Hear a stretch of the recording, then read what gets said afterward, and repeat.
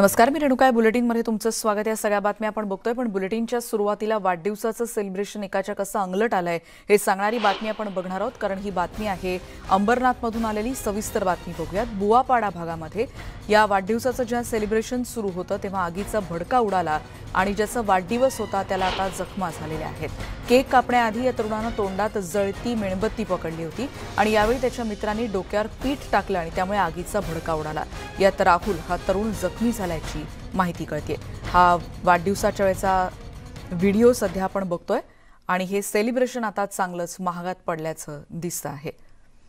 त्यामुळे हे असं सेलिब्रेशन करू नका असंच आवाहन केलं जात आहे. गणेश गायकवाड यांच्याकडून अधिक माहिती घेऊयात. गणेश, हा सगळा काय प्रकार होता आणि या तरुणाची प्रकृती आता कशी आहे? रेणुका, या तरुणाची प्रकृती बरी आहे. उपचारांती त्याला घरी सोडण्यात आलाय. अंबरनाथच्या पश्चिम भागातील बुवापाडा हा परिसर आहे आणि 1-2 दिवसापूर्वी राहुलचा बर्थडे होता आणि या बर्थडेचं सेलिब्रेशन करण्यासाठी त्याची सगळी मित्रमंडळी जमली होती. आणि यावेळेस जेव्हा केक कापण्याच्या आधी त्याने जो कॅन्डल असते, ती विशिष्ट कॅन्डल असते जी बर्थडे सेलिब्रेशनसाठी वापरली जाते, ती जळती त्याने तोंडात पकडली होती आणि त्यानंतर त्याने पुन्हा एकदा ती हातात पकडली आणि याच दरम्यान त्याच्या मित्रांनी त्याच्या केसांवर, डोक्यावर काही पीठ सदृश्य एक पदार्थ होता आणि त्यामुळे आगीचा भडका उडाला आणि क्षणार्धात पेट घेतला त्याच्या कापणी आणि याच्यामध्ये त्याला जरी किरकोळ दुखापत झाली असली तरी प्रसंगावधान राखून त्याच्या मित्राने त्याला वाचवलेला आहे. तात्काळ त्याला रुग्णालयात दाखल करण्यात आलं आणि उपचारांती त्याला घरी सोडण्यात आलं. मात्र सातत्याने अनेक घटना आपण बर्थडे सेलिब्रेशनचा पाहतो. कधी कधी डोक्याचे जे केस असतात त्याला देखील आगी लागलेले असतात, कारण त्यामध्ये स्प्रे वापरला जातो. मात्र तरुण मंडळी जे आहेत ते बर्थडे सेलिब्रेशन करताना अशा प्रकारे साधं सेलिब्रेशन न करता कुठेतरी त्याला विचित्र वळण लागेल, काहीतरी दुर्घटना होईल अशा प्रकारे हे कार्य करतात आणि त्याच्यामुळे प्रत्येकाने बर्थडे सेलिब्रेशन करताना कुठेतरी सुरक्षितता पाळली पाहिजे अशा प्रकारचं आवाहन केलं जात आहे. पोलिसांना या घटनेची माहिती नाहीये. जेव्हा व्हिडिओ व्हायरल झाला त्यावेळेस पोलिसांनी आता या तरुणाची चौकशी, तो कुठे आहे, कोण आहे याची विचारपूस करायला सुरुवात केली. रेणुका, धन्यवाद गणेश या सगळ्या सविस्तर माहितीबद्दल. बर्थडे सेलिब्रेशन अशा पद्धतीनं तरी निदान करू नका आणि या व्हिडिओच्या माध्यमातून तुम्हाला कळत असेल ह्याचं गांभीर्य की अक्षरशः जीवावर बेतू शकतं अशा पद्धतीचा ही मित्रांची करामत या मुलाच्या अंगलट आलेली आहे. त्याच्यावर सध्या उपचार करून त्याला घरी सोडण्यात आल्याची माहिती कळते.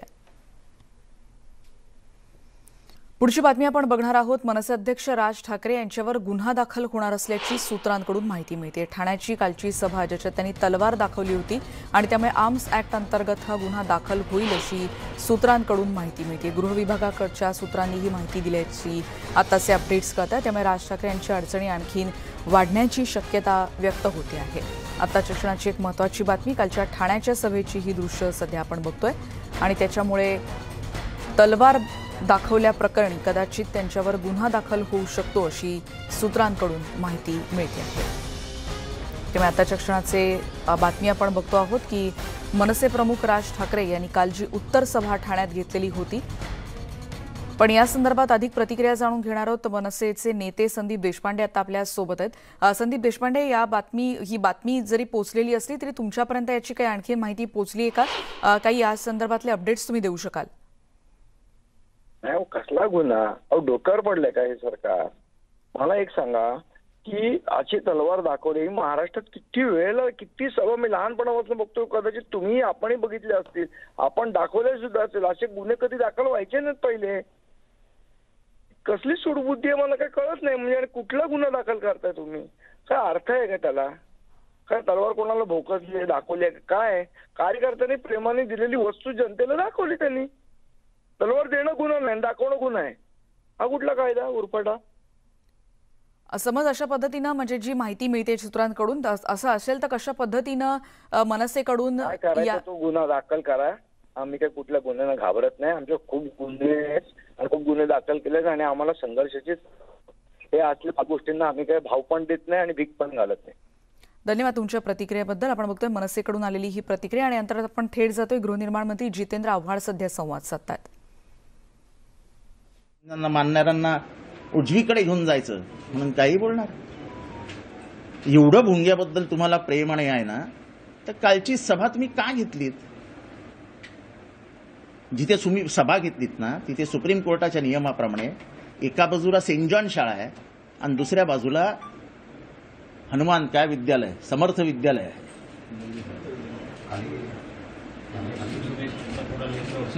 हा तेच शिवसमर्थ विद्यालय. सुप्रीम कोर्टाचा नियम काय सांगतो की 100 मीटरच्या आजूबाजूला कळणे लावू नये. मग तुमच्या कार्यकर्त्यांना माहित नव्हतं का इथे या 2 शाळा आहेत ज्याला सायलेंट झोन म्हणून महाराष्ट्र सरकारने, केंद्र सरकार आणि सुप्रीम कोर्टाच्या डायरेक्टिव्ह प्रमाणे घोषित केली आहे. का तुमच्या कार्यकर्त्यांनी आग्रह धरला आम्ही तिथेच करू म्हणून? एवढा तुम्हाला सुप्रीम कोर्टाच्या बद्दल मान सन्मान वाटतो तर तुम्ही का नाही बोललात? तुम्ही बोललात की वस्त्रा कसा सापडेल ते दाढीच करत नाहीत, मुसलमान दाढीच करत नाहीत. तुम्ही विसरलात का तुमचा एक मित्र होता हाजी आराफत शेख, जो आता बीजेपीचा अल्पसंख्याकांचा अध्यक्ष होता आयोगाचा. तो तुमचा मित्र होता, तो मनसेत होता, मनसे वाहतूक सेनेचा अध्यक्ष होता. त्याच्या बाजूला बसून आपण अनेक वेळा जेवलोय. विसरला का की तो दाढीच करायचा नाही, साफ दाढीचा होता? म्हणजे तुम्हाला फक्त स्मृतीत आणून देतोय मी, बाकी काहीही करत नाहीये. मुंबऱ्यात अतिरेके सापडले. मी 2009ला मुंबऱ्यात गेलो. तेव्हापासूनचा इतिहास चाचपडून पहा. फक्त 2दा, आणि तेही बाहेर न आलेली लोक ही अतिरेक्यांच्या रेकॉर्डवर आहेत. कारण का मुंबऱ्यात एवढा बदल झालाय की लोक आता वेगळा विचार करणारच नाही. तेव्हा राजसाहेब बोलताना इतिहास, आपल्या बाजूला कोण बसलंय, तुमच्या समोर एक मुसलमान बसला होता आणि तुम्ही त्याचं उदाहरण काहीतरी दिलं, त्याला दाढी होती का? म्हणजे तुम्ही आता सर्टिफिकेट देणार मुसलमानांना ते देशद्रोही आहेत का देशप्रेमी आहेत, हा अधिकार तुम्हाला देऊन टाकला? कोणी दिला? तुम्ही इतरांच्या चेहऱ्यावर जाता, इतरांच्या नाकावर जाता, इतरांच्या रंगावर जाता. म्हणजे तुमच्यामध्ये तो वर्णद्वेष, जातीवाद किती ठासून भरलाय हे दिसतं. व्यंग, रंग हे कधीही काढायचे नसतात मनुष्य जीवनामध्ये. आता आम्ही जर म्हटलं तुम्ही फारच ढोरपुटे झालात, तुमचं तोंड बघा कसं सुचलंय, आवडेल तुम्हाला? राजकारणामध्ये व्यक्तिगत टीका करणं हे पाप आहे. इथे मतभेद होऊ शकतात, मनभेद होऊ शकत नाहीत. तुम्ही माझी अक्कल काढलीत. आपण खूप हुशार आहात. आपल्या आजोबांनी प्रतापसिंह राजे यांच्यावर लिहिलेलं एक पुस्तक वाचून बघा की सातारच्या गादरीच्या वंशजांना कसं कोंडून ठेवलं होतं पेशव्यांनी, आणि त्यांची आई कशी 4:30 वाजता उठून सगळे उठण्याच्या आधी त्यांना शिकवायची, प्रतापसिंह राजे भोसलेंना. आठवतं तुम्हाला? तुम्ही म्हणालात की ते कायम शाहू फुले आंबेडकरांचं नाव घेतात, शिवाजी महाराज. अहो घेणार ना. शिवाजी महाराजांची समाधी कोणी शोधून काढली? महात्मा फुलेंनी. कुठलंही हत्यार नव्हतं, पण केवळ ज्ञानावरती आधारित इतिहासाचं संशोधन करणं हा त्यावेळेसचा एक आश्चर्य म्हणून मोजलं जातं. आजही फुले साहेबांनी, महात्मा फुलेजींनी ही समाधी शोधली. पहिल्यांदा शिवजयंती साजरी केली. शाहू महाराज तर त्यांचे वारसदार होते, आणि हे दोघंही माझे आदर्श आहेत असं डॉक्टर बाबासाहेबांनी म्हणत संविधान लिहिलं. त्यामुळे तिघांच्याही रक्तात, ओठात, शब्दात, क्रियेत शिवाजी महाराज होते. या तिघांचीही लेखनं वाचून बघा. त्यामुळे ह्या तिघांचं नाव घेणं म्हणजे शिवरायांच्या विचारांचं नाव घेण्यासारखं आहे. हे तुम्हाला नाही समजणार, कारण का तुम्हाला कायम फूट पाडण्याची सवय. फूट.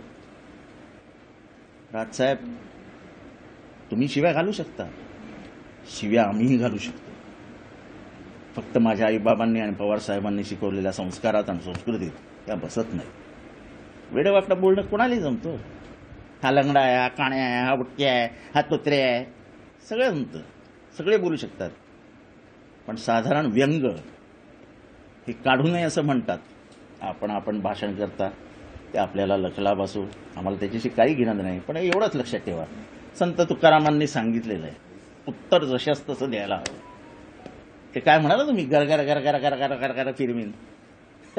फक्त हसण्यावरही लिहितात लोक. जरा तुमच्या भाषणावरती जे ट्रोल चालू आहेत ते बघा, स्माइली जास्त आहेत कौतुकापेक्षा.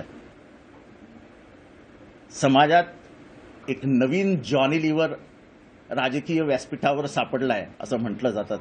मला लाज वाटते, मलाच माझी कीव वाटली, मला आश्चर्य वाटलं की तुम्हाला महाराष्ट्रामध्ये लोक आता जॉनी लिव्हर म्हणण्यापर्यंत मर्यादा गेली. अहो, ज्या पुण्याईवरती जिवंत आहात त्या प्रबोधनकार ठाकरे ज्या वारशावरती जिवंत आहात ते बाळासाहेब ठाकरे यांचं काही राहील या मातीत.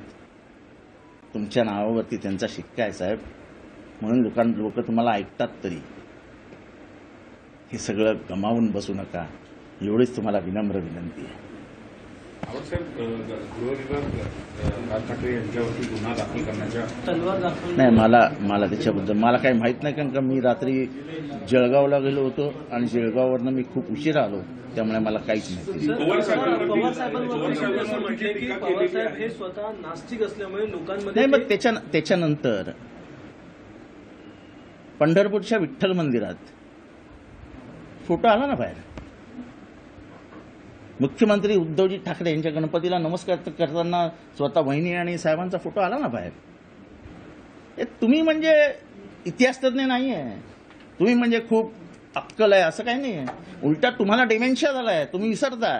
तुम्ही हाजी अराफत तुमच्या बाजूला बसायचा तरी विसरलात की मुसलमान दाढीच ठेवतात म्हणाले. आश्चर्य ना. आवडसाहेब, काल पवारसाहेबांबद्दल बोलताना त्यांनी असं सांगितलं की काही गुण घेण्यासारखे आहेत, पण या गुणाचं करायचं काय? नाही, हे आता तुम्ही आम्हाला सांगू नका आणि तुम्हाला विचारण्याची गरज नाही आणि सांगण्याची गरज नाही. आम्ही करू त्यांच्या गुणाचं जे काय करायचं ते. सुप्रिया सुळेंवर देखील त्यांनी हा हो, सुळे सुळे सुळे असं काही म्हणत होते ना. ते सुळे घुसले की किती दुखतं ते जंगलात विचारून घ्या एकदा. सुळे घुसतात माहिती आहे ना, हत्तीचे सुळे कसे घुसतात. आम्हालाही बोलता येतो, बोलतं कोणाला येत नाही. पण राजकारण हे खूप गांभीर्याने, खूप प्रगल्भतेने घ्यायचं असतं. लोकांना दिशा द्यायची असते, लोकांच्या सुखात भर पडेल हे काम करायचं असतं. लोकांचे अश्रू पुसायचे असतात. हास्य विनोद करणारे ह्या जगात खूप आहेत. चार्ली चॅप्लिनही होता, जॉनी लिव्हरही होता, आपण ह्यात. अजित पवारांच्या घरात धाडी पडतात, पण शरद पवारांनी सुळेच्या घरात पडत हे काय आम्ही याच्यातून काय आपल्यालाही नोटीस आली आणि पवार साहेबांनाही नोटीस आली. धाडी ते त्यांच्या घरात पडत, त्यांच्या शहरात धाडी पडत नाही, त्याच्यावर त्यांना पहिले ब्रिफिंग करतात आणि दुसऱ्यांना अडकवतात असं त्यांनी आरोप केला. हा नवीन शोध आहे, हा जावई शोध आहे. तेच मी म्हणता ना, ह्यांना जे पाहिजे ते त्यांच्या डोक्यात राहत नाही, त्यांच्या बुद्धीत राहत नाही, आणि जे नको ते त्यांच्या बुद्धीत बरोबर राहतं. म्हणजे वारसा जपायचा सोडून, म्हणजे काय मोठा वारसा आहे प्रबोधनकारांचा. या इथलं सगळा समाज व्यवस्था स्पष्टपणाने सांगणारे प्रबोधनकार, आणि इथे खोटं काहीतरी नाटं सांगून ते बाबासाहेब पुरंदरे. मला त्यांच्याबद्दल काही बोलायचं नाही, कारण ते गेले. आणि आपल्या हिंदू धर्मात असं म्हणतात की गेलेल्या माणसाबद्दल काही बोलू नये. जेम्स लेननी जे पुस्तक लिहिलं राजसाहेब, ते वाचा. पान क्रमांक 93, पान क्रमांक सांगतो, पॅराग्राफ नंबर 4. त्या जेम्स लेनला ही माहिती कोणी दिली? आणि हे मी नाही सांगत आहे, हे जेम्स लेननी आपल्या पुस्तकात लिहून ठेवलंय. मग तुम्ही ती माहिती का दिलीत? ह्याच्यावर कधी बोलणार आहेत का राज ठाकरे? ह्याच्यावर बोला राज ठाकरे, आम्ही तुम्हाला समर्थन देऊ. ते असं गरगर गरगर फिरवीन, अरे गरगर गरगर फिरवीन काय मालमत्ता आहे काय? जयंत पाटील असतील, अजित पवार असतील. मी सांगितलं मुंबऱ्यामध्ये दहशतवादी सापडले 2009 नंतर, त्याची संख्या मोजा. मी तुम्हाला कागदपत्र काढून देणार आहे पत्रकारांनी, कारण मी रात्री उशिरा आलो त्यामुळे जमलं नाही. एक तर जे दहशतवादी मिळाले, जेव्हा दहशतवाद्यांशी संबंध आहे असं म्हटलं जातं, ते मूळतः मुंबऱ्याचे नव्हते, ते भाड्याने राहायला आले होते, 2-2 महिने झाले होते. आणि दुसरी गोष्ट, असे 3च प्रसंग घडलेत मागच्या काही वर्षामध्ये. तुम्ही कधी साध्वीवर बोलताना दिसले नाही. अतिरेकी कुठल्याही जाती धर्माचा नसतो. नथुराम हा महाराष्ट्र देशातला पहिला अतिरेकी होता, त्याच्याबद्दल बोलताना आपण कधी दिसत नाही. महाराजांनी कल्याणच्या सुभेदाराच्या सुनेला साडीचोळीसह परत केलं, हे जगात उदाहरण दिलं जातं की राजा कसा असावा.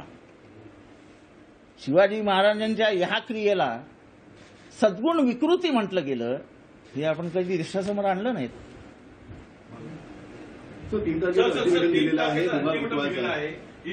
असं की असं आहे, आता तुम्ही सुपारीच घेतली आहे इथला जातीय तणाव वाढवायची, तर त्याला मी तरी काय बोलणार? म्हणून मी साधा प्रश्न विचारला ना. एवढं जर तुम्हाला भोंगा आणि सगळ्या आवाजाबद्दल आहे, तर कालची तुमची सभा ही तुम्ही महाराष्ट्राची आणि सुप्रीम कोर्टाची माफी मागायला पाहिजे. 100 मीटरच्या अंतरावर कुठलाही भोंगा लागू नये असं मी नाही म्हणलं. असं कायदा सांगतो. कायद्याला जुमानणारे आहात ना तुम्ही. कायद्याप्रमाणे भोंगे काढा सांगता ना. कालच्या सभेबद्दल माफी मागा. सर त्याचप्रमाणे शरद पवारांनी टीका केलेली आहे. खोचक टीका केली का जेव्हा शरद पवार आनंदात असतात तेव्हा वेगळं रिएक्शन असतं, असं एक वेगळी टीका केली. म्हणजे दिल्लीचं राजकारण तेच नेहमी हलवत असतात. नाही मला माहित नाही, कारण का अनेक मुलाखती साहेबांच्या मी नाही केल्या आहेत, राज ठाकरेंनी केल्या आहेत. त्यामुळे कदाचित त्यांना अधिकची माहिती असेल. पण शिवाजी महाराजांचे ते नावच घेत नाही. काल व्हिडिओ आला की महाराष्ट्र कोणाच्या नावावर एक होऊ शकतो असं जेव्हा राज ठाकरेंनी विचारलं साहेबांना, तेव्हा साहेबांनी एका शब्दात सांगितलं छत्रपती शिवाजी महाराज. नाही तर परत म्हणायचे हा जितेंद्र अरे तुरे बोलतो. अरे जे इथे असतात ते इथे आई शिवाजी महाराज, ज्ञानेश्वर महाराज, तुकाराम महाराज आपलेपणा असतो. आपण आईला ए म्हणतो की नाही आई, तसं शिवाजीला पण म्हणताना लोक शिवाजी म्हणूनच उल्लेख करायचे. परंपरेने ते एकेरीत उल्लेख करायचे, कारण का ते हृदयात होते महाराष्ट्राच्या. अहो म्हटलं की असं लांबचं वाटतं. तेव्हा आता हे सगळंच बदलायचं आहे तुम्हाला, ते काय करणार. जातीय तेढ किंवा जातीय राजकारण हे पवार साहेबांनी सुरू केलं. मी सांगितलं तुम्हाला ना आधी, तुम्ही ऐकलंच नाही. तुम्ही सुरुवातीचं माझं ऐकलंच नाही. सुरुवातीला मी ह्याच्यावरती सगळ्यावरती बोललो आहे. संजय राऊत यांना लवंडे म्हणणं, जयंत पाटील यांना जंत म्हणणं आणि अजित पवारांना 4 महिने ऐकायला येत नव्हतं, ह्या टीका असं आहे की आपण काय बोलतो. माझा एकच प्रश्न आहे की तुम्हाला 4 दिवसात उत्तर सभा का घ्यावीशी वाटली हो, ह्याचं उत्तर द्या ना. तुम्ही 5-5, 6-6 महिने विचारतच नाही कोणाला, पण तुम्हाला 4 दिवसात उत्तर सभा का घ्यायला लागली. कारण का तुमच्या कार्यकर्त्यांमध्ये असलेली अस्वस्थता, समाजामध्ये तुमच्याबद्दल असलेली अस्वस्थता. तुम्ही माझी नक्कल नाही करू शकले, तुम्ही सगळ्यांचीच नक्कल करू शकता असं नाही. मी काल ह्याचं उत्तर दिलंय, त्यामुळे आज मी बोलणार नाही ह्याच्यावरती. पण आपल्याला जॉनी लिव्हर ही पदवी आता महाराष्ट्र देईल हे नक्की आहे. सर आपल्या मतदारसंघात असलेले मशिदीवरचे भोंगे उतरवले जाणार नाही असं आहे. माझ्या मतदारसंघात मस्जिदी आहेत. मशिदीचे वरचे भोंगे उतरवावे असा नियम नाही. आवाज डेसिबल्समध्ये असावा हा नियम आहे आणि त्या नियमाचं पालन केलं जातं.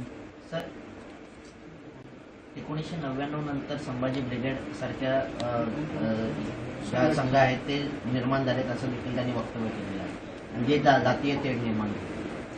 जातीय तेढ कोण निर्माण करतं हे महाराष्ट्राला वेगळं सांगायला नको ना. हे तुमच्या वक्तव्यातच तुम्ही सिद्ध करतात ना, दुसरीकडे कशाला बोटं दाखवतात. सर काल तुमचं महत्वाचं म्हणणं होतं का हा मुद्दा मी गेली अनेक वर्ष घेतोय, त्याचे त्यांनी नाही. मला काय माहित नाही तो मुद्दा कोण घेतं, पण हा मुद्दा जनसंघाने 80च्या अगोदरचा जो जनसंघ होता, म्हणजे 77 साली जनता पार्टीमध्ये जनसंघ विलीन झाला होता. म्हणजे 77च्या आधी जो जनसंघ होता, जो बलराज मधोक ज्येष्ठ नेते होते त्याच्यात, अटल बिहारी वाजपेयी, लालकृष्ण अडवाणी,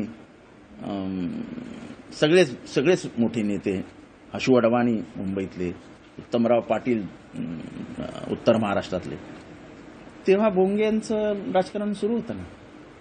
हे काय नवीन नाही महाराष्ट्राला किंवा देशाला. म्हणजे मीच शोधलं, म्हणजे मीच आइन्स्टाइन, मी कुछ भी बोलो मेरी लाल.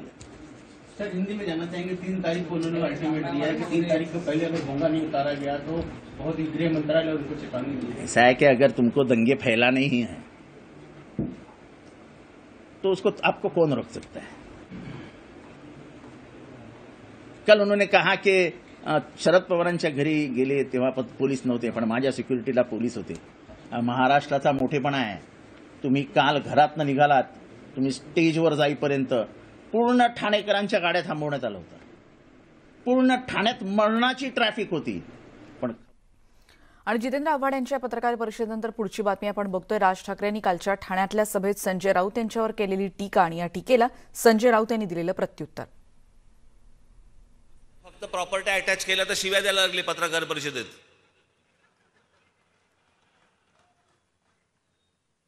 काय पण भाषा पत्रकार परिषदेमधली। पत्रकार परिषदेमध्ये येऊन एका वर्तमानपत्राचा संपादक येतो आणि तो काय म्हणतो,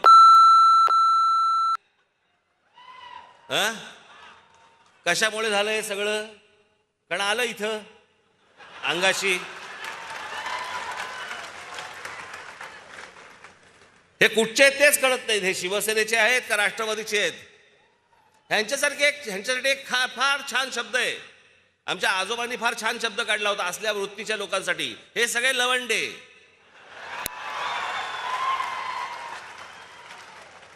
वरती अनुस्वार आहे, लक्षात ठेवा।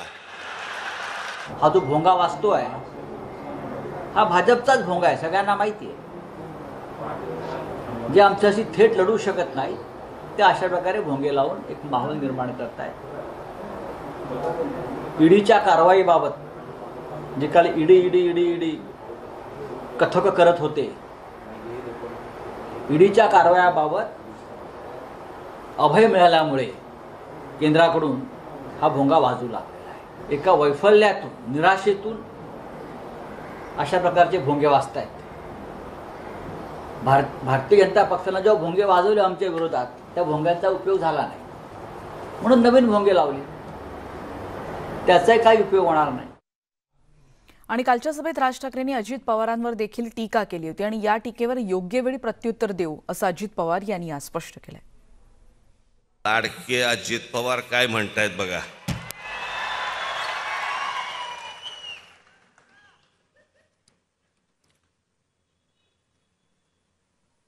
त्यांचा एक आवडता शब्द आहे, पठ्ठ्या। यांना काय म्हणे, भोंगे आत्ताच दिसले का म्हणे, आत्ताच सुचले का, याच्या अगोदर काय म्हणे झोपा काढत होतात का? अजित पवार, मी कधी कधी कुठची गोष्ट बोललोय ना, हे मला नीट आठवतंय। त्यांना फार महत्त्व देऊ नका। माझ्या दृष्टीने आज धनंजयची तब्येत ही जास्त महत्त्वाची आहे। माझा सहकारी आता तिथं ॲडमिट आहे, त्याला भेटायला आलेलो आहे। दुसऱ्याही प्रश्नाची उत्तरं मी योग्य वेळी देईल, त्याबद्दल काळजी करू नका। माझ्याकडे प्रत्येक प्रश्नाचं उत्तर आहे। दरम्यान राष्ट्रवादी काँग्रेसच्या खासदार सुप्रिया सुळेंवर राज ठाकरेंनी काल जोरदार टीका केली होती आणि या टीकेला सुप्रिया सुळेंनी काय उत्तर दिले तेही आपण बघणार आहोत। सुप्रिया सुळे बोलतायत,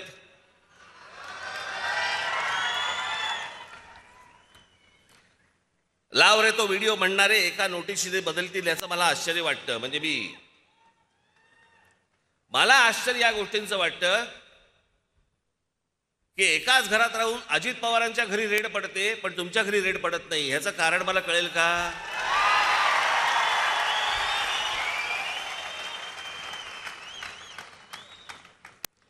कारण इकडे महाराष्ट्रात कसं आहे, एक जण पोहोचवला की पवारसाहेब मोदींची भेट घेतात, पुढचा माणूस सांगायला।